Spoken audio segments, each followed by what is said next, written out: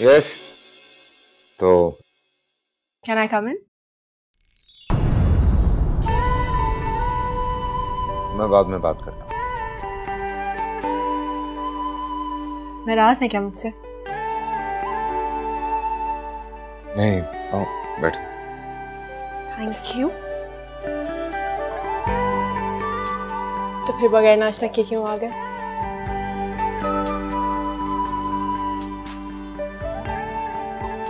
Meeting थी।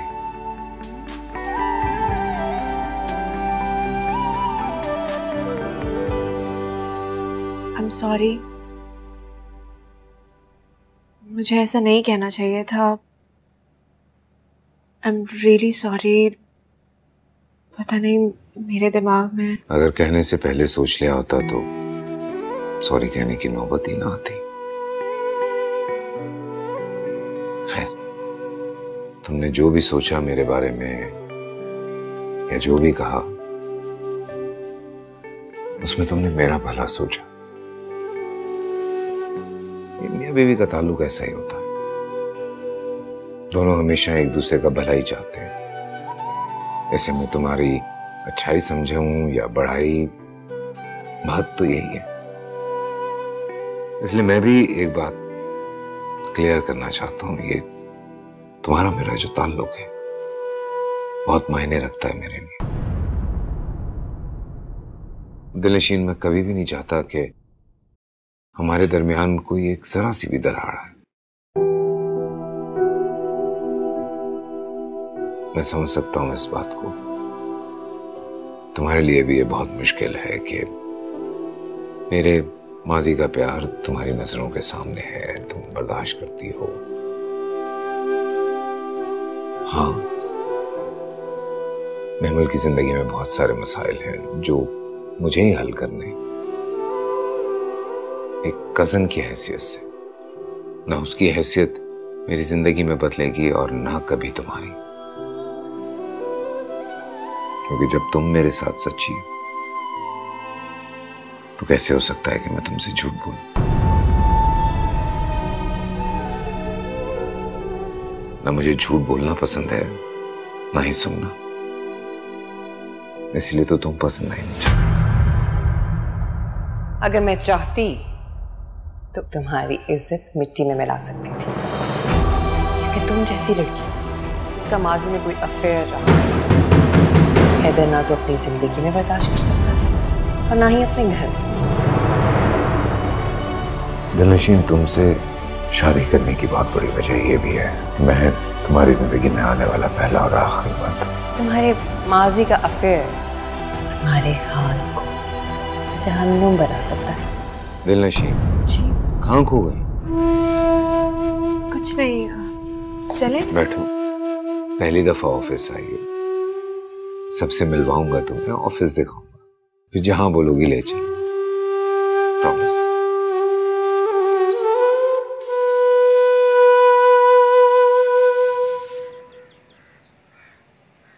नहीं अम्मी, ये महज इत्तेफाक नहीं है, इसमें जरूर दिलनशी की कोई ना कोई प्लानिंग है। मैं मान ही नहीं सकता कि ये इत्तेफाक है।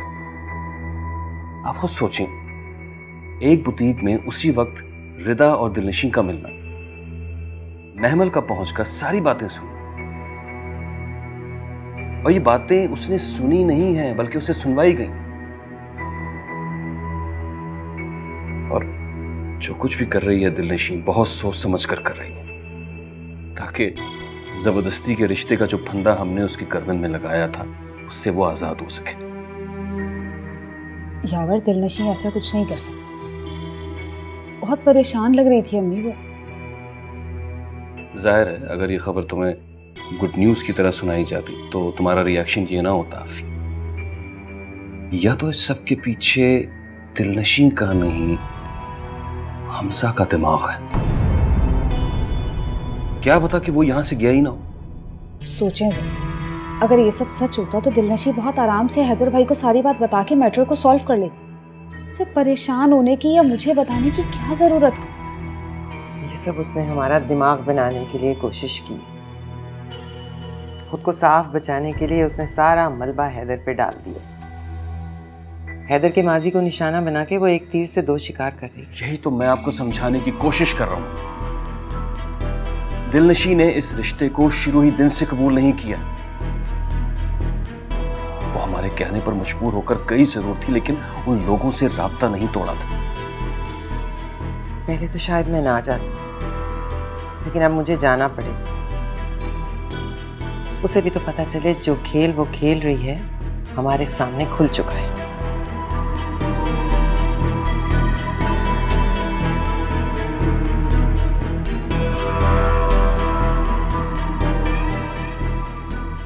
हाँ, खाना इनका बहुत मजे का होता है, लेकिन नेक्स्ट टाइम डेजर्ट जरूर ट्राई करना है। अस्सलाम वालेकुम माँ।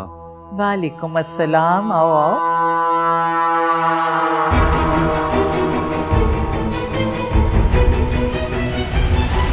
आ गई दिलनशीन। दिलनशीन, सरप्राइज है तुम्हारे लिए। ये है रिदा, दिलनशीन की पुरानी दोस्त। हैदर नाम है मेरा। रिदा, नाइस मीटिंग यू। आप लोग कंटिन्यू कीजिए और मैं इजाज़त चाहूँगा, थोड़ा सा कुछ काम।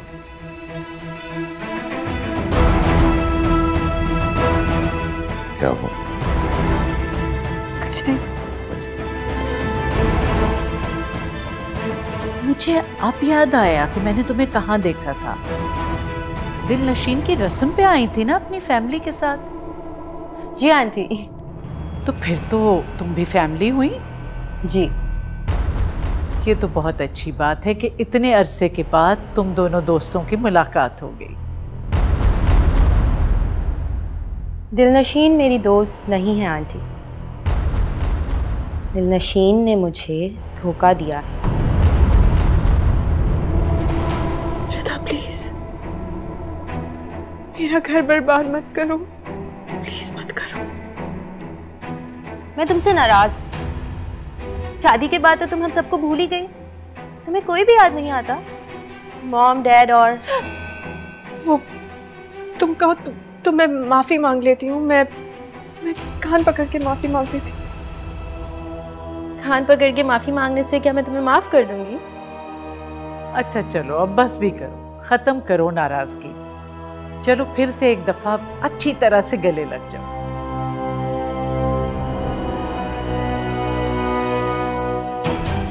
तुम्हें खुश देखकर मुझे बहुत बुरा लग रहा है।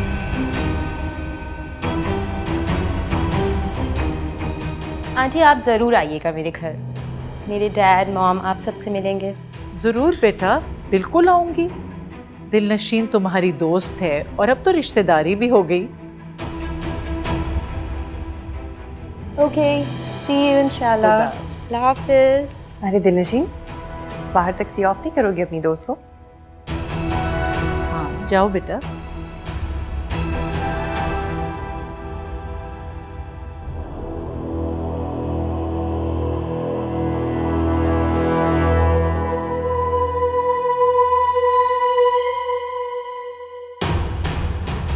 एक्सक्यूज मी ताई।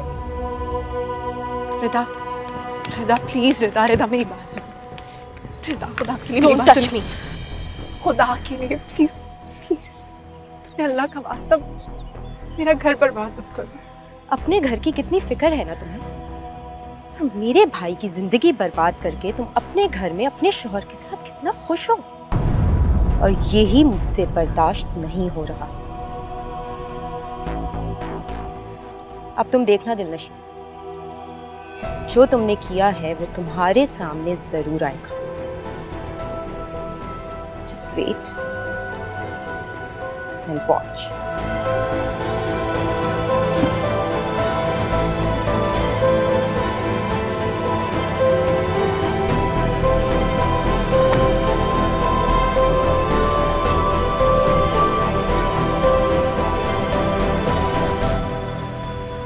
चली गई?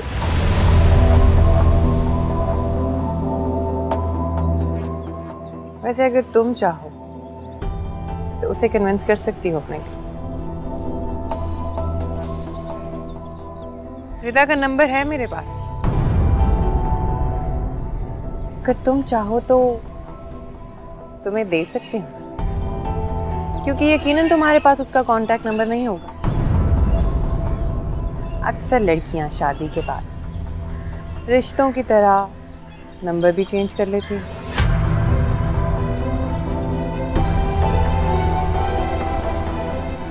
उन्हें लगता है कि पुराने कांटेक्ट डिलीट करने से सब कुछ ठीक हो जाएगा।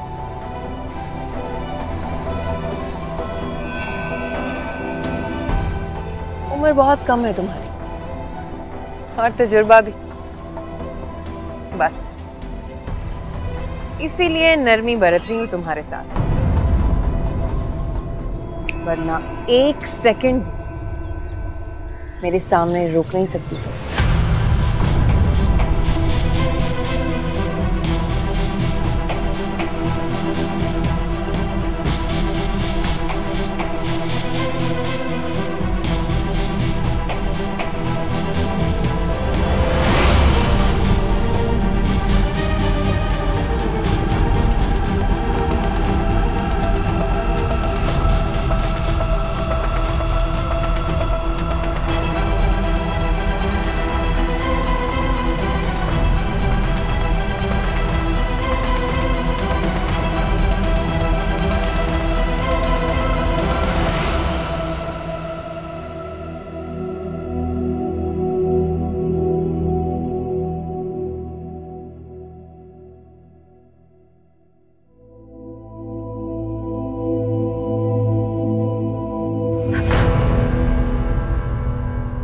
क्या हुआ है? खैरियत?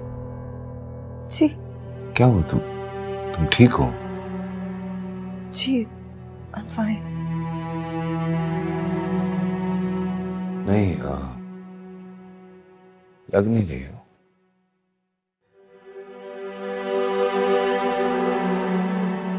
क्या हुआ है?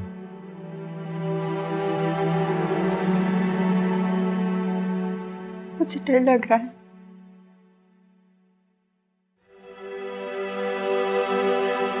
कैसा डर? आपको खो देने का डर। प्लीज दिलनशीन, ये डर खौफ अपने दिलो दिमाग से निकाल दो।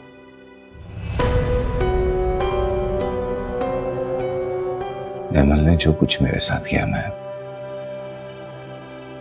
तुम्हारे साथ कभी भी नहीं कर सकता, क्योंकि जानता हूं इस तकलीफ को, इस दर्द को। कई साल तक इस दर्द से रोज जिया हूं, मरा हूं मैं।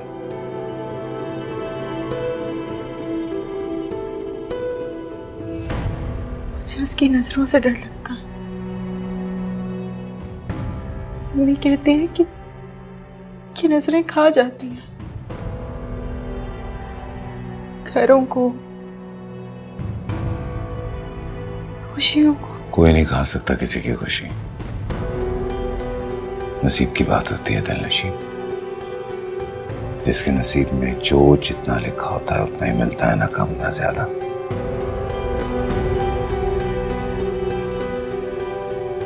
वैसे भी सब कुछ तो आसमानों पे लिखा गया, होता है ये पाया कि मैं इतनी आसानी से तुम्हारी जान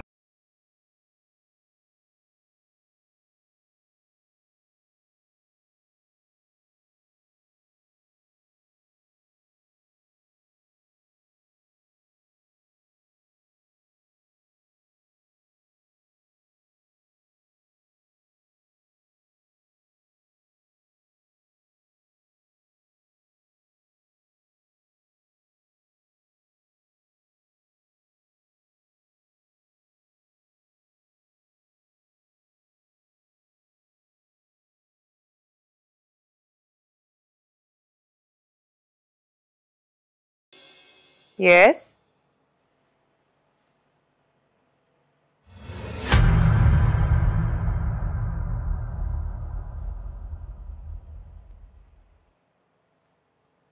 शुक्र है।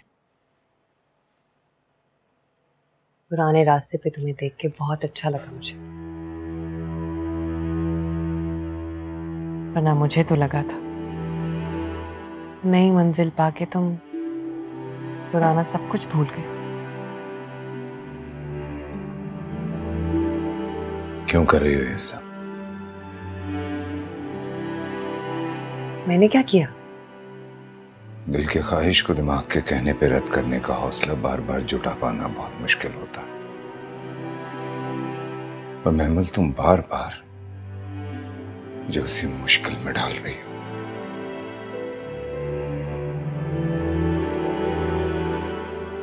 तो निकाल लो ना खुद को इस मुश्किल से। क्यों अजियत में रहो तुम? तकलीफ में रहूं मैं? क्योंकि नसीब में यही लिखा है कि ना तुम मुझे मिलो और ना मैं तुम्हें। महमल, जब जुदाई तकदीर में लिखी हो ना, तो तदबीर भी उसको कारगर नहीं कर सकती। नहीं मानती ऐसी तकदीर को, और ना ही मैं हार मानूंगी। मैंने मान लिया अपने नसीब से। तकदीर की लकीरों में उलझकर नहीं सुलझा सकता जिंदगी की उलझी गुत्थी को।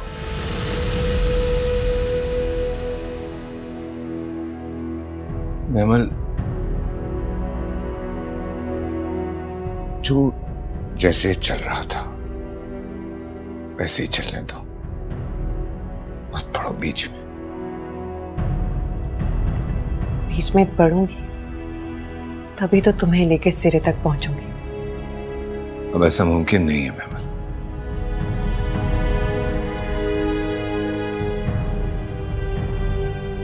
कल दिलनशीन ने हमारी बातें सुन ली थी और बहुत डिस्टर्ब हुई इसकी वजह से। मेरी परेशानी नजर नहीं आती, उसकी परेशानी में परेशान होकर मुझसे बात करने आ गए। हाँ तो क्या करूं?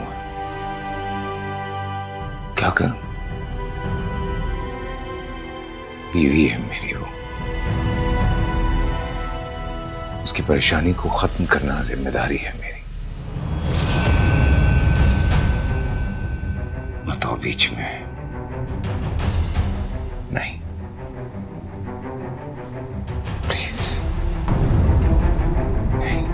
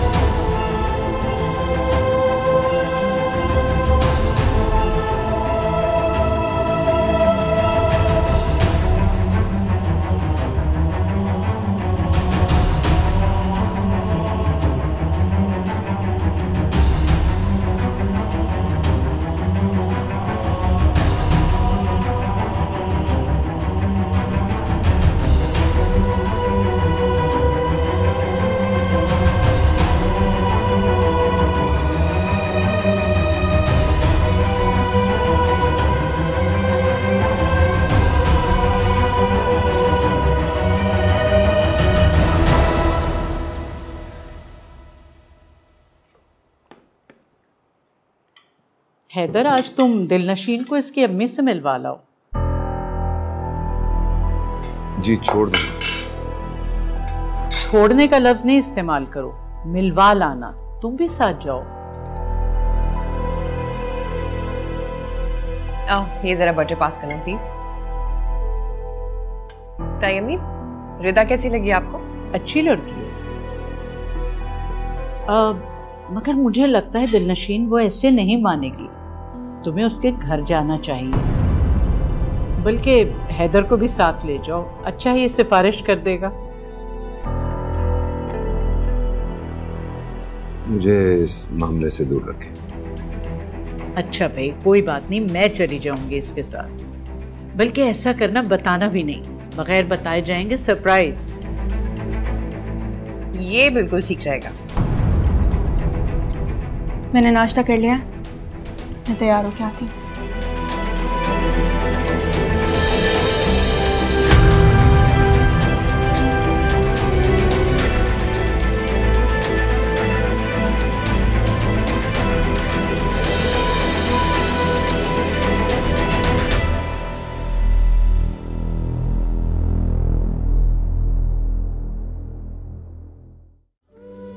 बेटा, छोटी छोटी बातों पे घबराना नहीं चाहिए, उनका मुकाबला करना चाहिए।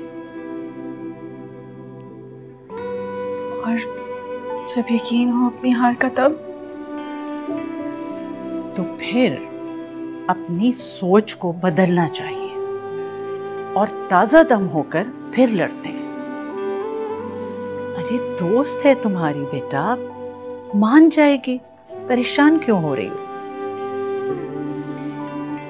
तुम्हारी अम्मी के यहाँ जाने के लिए मैंने इसलिए कहा था क्योंकि लड़कियों के लिए मैका जो है ना, वो एक ऑक्सीजन सिलेंडर का काम करता है। तुम फिर से ताजा दम होकर वापस आना। घबराती क्यों हो? मैं हूं ना तुम्हारे साथ, मैं करूंगी तुम्हारी सिफारिश। अरे ये क्या? अरे तुम रोने लगी? रोते तो कमजोर लोग हैं, तुम ना तो कमजोर हो और ना ही ना समझ। अरे दोस्त के नाराज होने पे तुम्हारा ये हाल है तो आगे क्या करोगी? अभी तो जिंदगी में बहुत बड़े बड़े इम्तिहान हैं जिनसे लड़ना है और जीतना है। जाओ, हैदर तुम्हारा इंतजार कर रहा है बाहर, जाओ, शाबाश। खुदा हाफिज। खुदा। Be brave.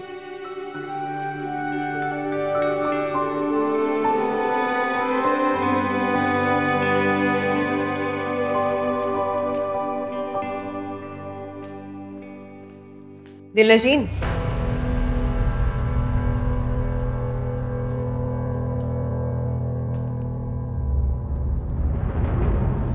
मैसेज किया है तुमने, चेक नहीं किया?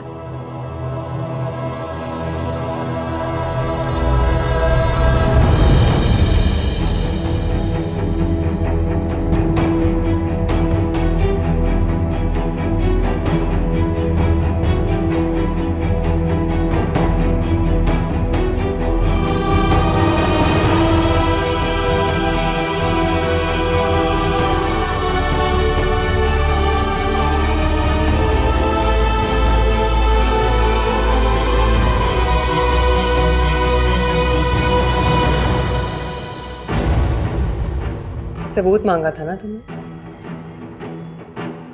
रिदा को लाके घर बिठा दिया। और फिर ये तस्वीर,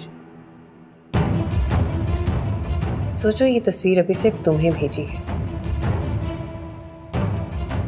अगर हैदर को भेज दूं तो? आप ऐसा नहीं कर सकती।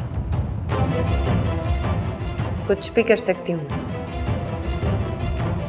मोहब्बत और जंग में सब जायज होता है।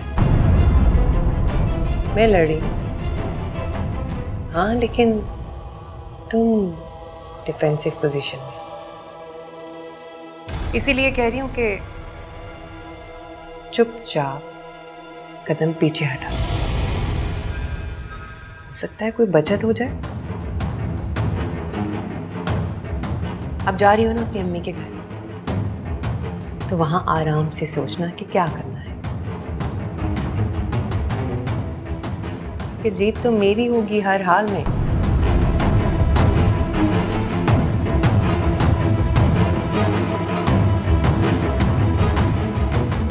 भाभी जी, आपको हैदर भाई बाहर बुला रहे हैं।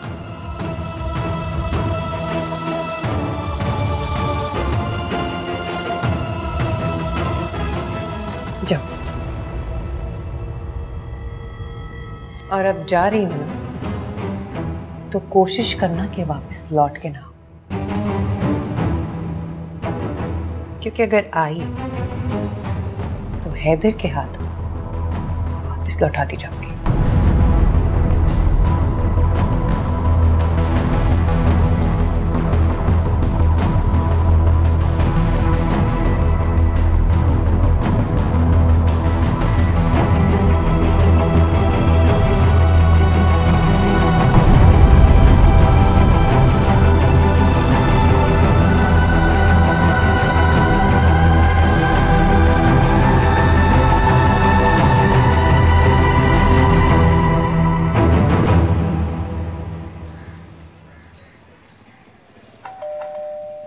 आ रही हूं।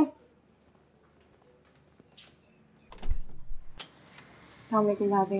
वालेकुम सलाम। अकेली आई हो? हाँ, हैदर छोड़ के गए हैं। बात सुनो, अपने रूम में बैठने के लिए आई हो, हमारे साथ नहीं बैठोगी? भाभी सर में बहुत दर्द है, थोड़ी देर आराम करना चाहती हूँ। वैसे अम्मी कहाँ हैं? नजर नहीं आ रही। बाहर सौदा लेने गई है। वैसे अम्मी और यावर तुम्हारे घर ही आने वाले थे। क्यों? तुमसे बात कर रहे हैं। किस सिलसिले में? रिदा और महमल के इशू को लेकर। वो इशू ऐसे सॉल्व नहीं होगा। फिर कैसे सॉल्व होगा दिल?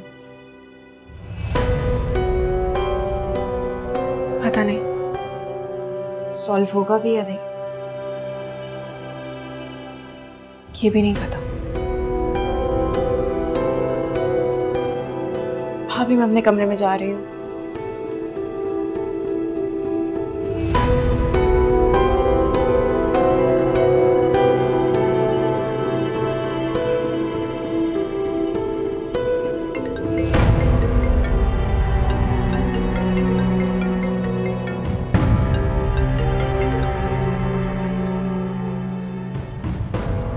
हेलो। अंदाज़ा था मुझे कि तुम मुझे ज़रूर कॉल करोगी।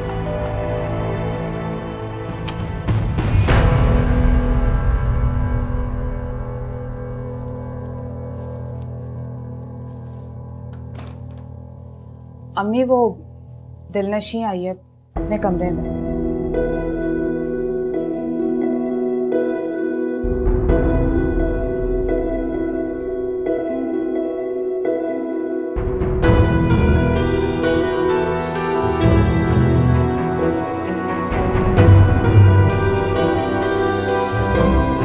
रिदा, तुम जो भी सब कुछ कर रही हो वो बहुत गलत है। तुमने जो मेरे साथ किया है मैं ठीक वही तुम्हें वापस लौटा रही हूँ। रिदा तुम मेरा यकीन करो, मैंने हमजा को धोखा नहीं दिया। झूठ मत बोलो। तुमने इस्तेमाल किया है हम दोनों का। पहले मुझे इस्तेमाल किया, अपने सारे शौक पूरे किए, और फिर मेरे भाई के पीछे लगी, उसको अपनी राह पे लगा दिया, और फिर अपनी मंजिल कोई और बना ली।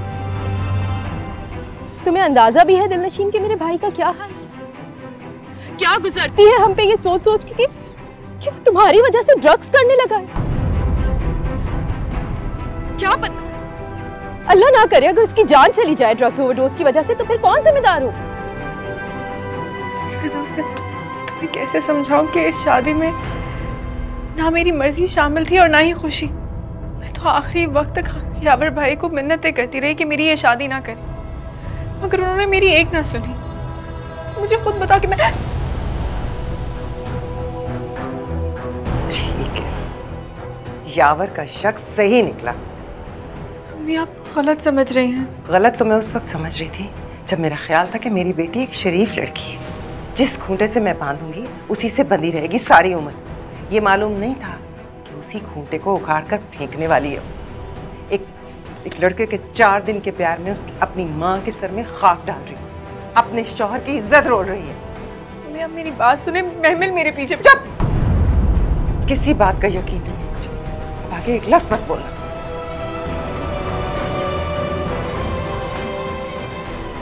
हाथ मत लगाओ मुझे। जैसी नाफरमान औलाद होने से तो बेहतर था मेरी बेटी ही ना होती, तो मैं इज्जत से मर तो सकती कम से कम।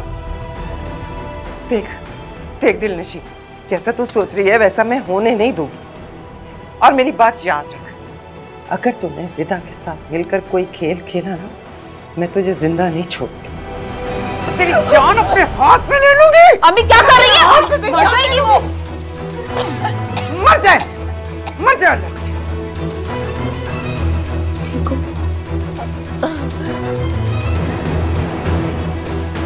दिलनशी, बेहतर होगा कि यावर के आने से पहले तुम यहाँ से चली जाओ। अम्मी को तो मैंने रोक लिया, लेकिन यावर को नहीं रोक सकती मैं।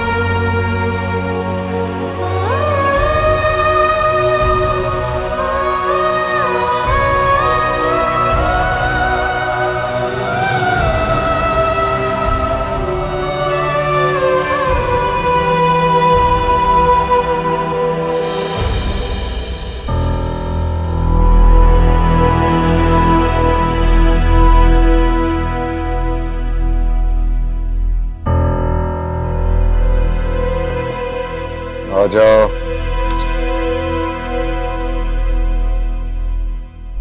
हेलो।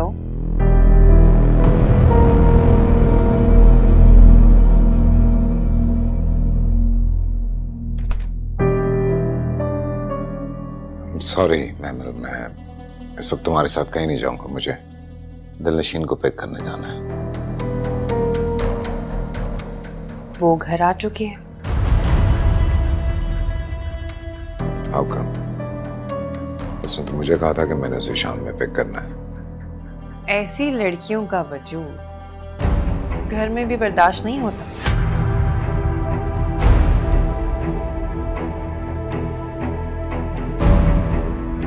बस कर दो मैम। मैं अपनी बीवी के बारे में एक बात नहीं सुनूंगा। उसका किरदार उसके दिल की तरह साफ और शफाफ है। बहुत बड़ी खुशफहमी है तुम, बल्कि यूं कहो कि गलतफहमी है। आज की दुनिया में कुछ भी शफाफ नहीं मिलता, बल्कि होता ही नहीं। और वो तो फिर भी लड़की है, खूबसूरत लड़की। कितने लड़कों ने उसे अप्रोच करने की कोशिश की होगी। Mammal, stop this. कितनों को इनकार किया होगा उसने, कितनों के दिल तोड़े होंगे। खुदा के लिए चुप कर जाओ। और उनमें से कुछ ऐसे भी होंगे जिसका बढ़ता हुआ हाथ उसने थाम लिया होगा। Stop this nonsense. मैं लास्ट वार्निंग दे रहा हूँ, ऑफिस से बाहर निकाल दूंगा। मुझ पे उंगली उठाने से पहले अपनी बीवी से पूछो हमजा कौन है।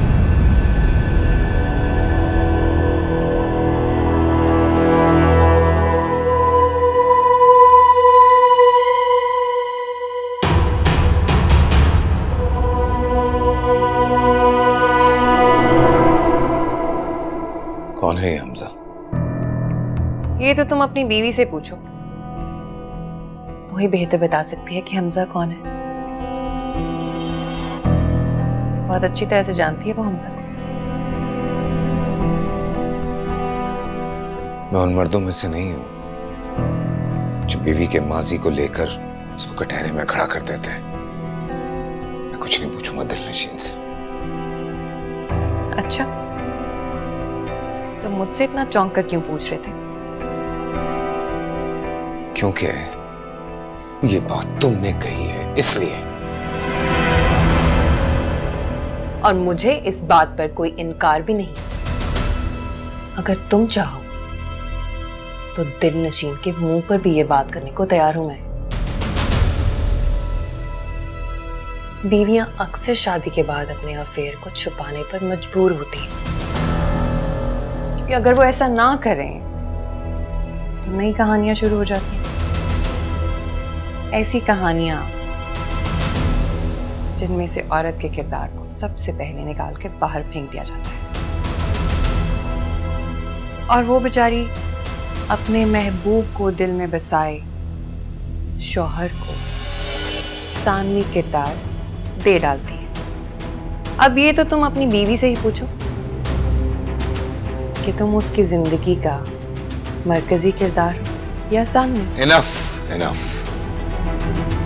तुम कैसे जानती हो हमजा के बारे में? जैसे दोस्त की हर गलती को माफ कर दिया जाता है, बिल्कुल वैसे दुश्मन की हर कमजोरी पर नजर रखी जाती है। तुम तो दिलनशीन को अपना दोस्त समझते हो, इसलिए नहीं जान सकते। पर मेरे लिए किसी दुश्मन से कम नहीं है, इसलिए पता चलवाया मैंने उसकी कमजोरी।